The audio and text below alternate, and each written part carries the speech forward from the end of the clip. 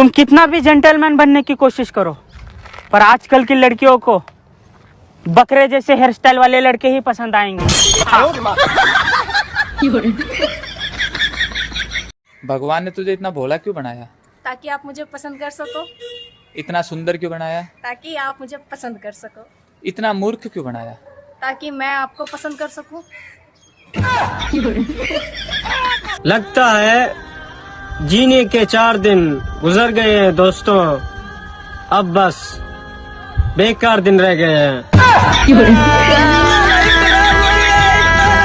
जल्दी का काम शैतान का होता है दोस्तों, इसलिए मैं सोता भी लेटूं और उठता भी लेटूं।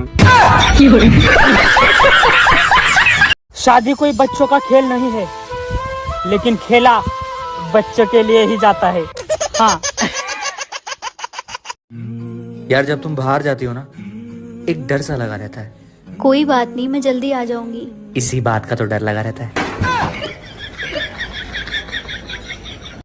तू बात काहे ना मानो, हमनी के जोड़ी बहुत परफेक्ट बा।